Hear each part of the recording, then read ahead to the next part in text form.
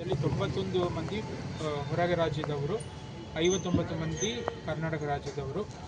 ಇದರಲ್ಲಿ ಕೆಲವೊಬ್ಬರು mentally challenged ಇದ್ದಾರೆ ಮತ್ತು ವಿವಿಧ ಕಾಯಿಲೆಯಿಂದ ಹೊರಳುವವರು ಕೂಡ ಇದ್ದಾರೆ. ಇವರೆಲ್ಲರಿಗೂ ಒಂದು ಸಮಗ್ರ ಅಭಿವೃದ್ಧಿಗಾಗಿ ಭಾಳಷ್ಟು ಕೆಲಸಗಳನ್ನು ವಿವಿಧ ಇಲಾಖೆಗಳ ಸಹಕಾರದೊಂದಿಗೆ ಸಮಾಜ ಕಲ್ಯಾಣ ಇಲಾಖೆ ವತಿಯಿಂದ ಹಮ್ಮಿಕೊಳ್ಳುತ್ತಾ ಇದ್ದಾರೆ.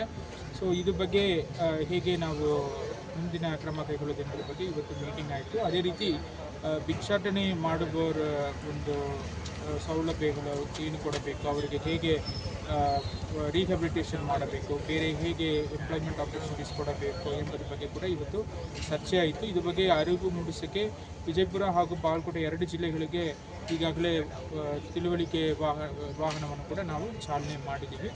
ಆದ್ದರಿಂದ ಎಲ್ಲಿ ಕೂಡ ನಮ್ಮ ಜಿಲ್ಲೆಯಲ್ಲಿ ಭಿಕ್ಷಕರು ಇದ್ದರೆ, ಅದೇ ರೀತಿ ತುಂಬ ವಯಸ್ಸಾದವರು ನಿರಾಶ್ರಿತರು ಇದ್ದರೆ ಇಮಿಡಿಯೇಟ್ಲಿ ಸಂಬಂಧಪಟ್ಟ ಅಧಿಕಾರಿಗೆ ಮಾಹಿತಿ ನೀಡಿದ್ದಲ್ಲಿ ಅವರೇ ವಾಹನವನ್ನು ಕರೆದುಕೊಂಡು ಬಂದು ರಕ್ಷಣೆ ಮಾಡಿಕೊಂಡು ನಿರಾಶ್ರಿತ ಕೇಂದ್ರದಲ್ಲಿ ಒಂದು ಚಹಾ ಒದಗಿಸುವುದಕ್ಕೆ ವ್ಯವಸ್ಥೆ ಮಾಡುತ್ತಾರೆ. ಧನ್ಯವಾದ.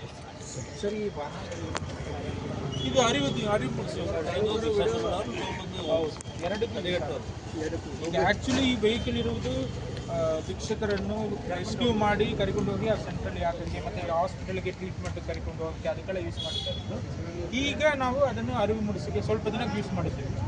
ಇದು ತುಂಬ ಹಳೆಯ ವೆಹಿಕಲ್, ಒಳ್ಳೆಯ ರೀತಿಯಲ್ಲಿ ಅವರೆಲ್ಲ ರಿನೋವೇಟ್ ಮಾಡಿದ್ದಾರೆ. ಹೊಸ ವೆಹಿಕಲ್ ಥರ ಕಾಣ್ತದೆ.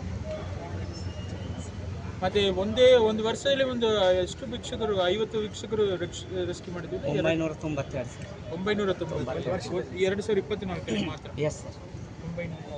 ಅದರಲ್ಲಿ ಭಾಳಷ್ಟು ಮಂದಿ ಅವರು ಸ್ವಂತ ಊರಿಗೆ ಹೋಗಿಬಿಡ್ತಾರೆ. ನಾವು ಬೇರೆ ಕೆಲಸ ಮಾಡಿಕೊಡ್ತೀವಿ. ಮೋಸ್ಟ್ಲಿ ಎಲ್ಲ ಹೊರ ಜಿಲ್ಲೆ ಹೊರ ರಾಜ್ಯದವರು ಇರ್ತಾರೆ. ಆದರೆ ನಮ್ಗೆ ಯಾರೂ ಇಲ್ಲ, ನಾವು ಇಲ್ಲಿಯೇ ಇರ್ತೀವಿ ಹೇಳೋರು ನಾವು ಇಲ್ಲೇ ಇಟ್ಕೊಳ್ತೀವಿ. ಸರ್, ಇಲ್ಲಿ ರೋಡ್ ಮೇಲೆಲ್ಲ ಮಲಗ್ತಾರಲ್ಲ ಸರ್,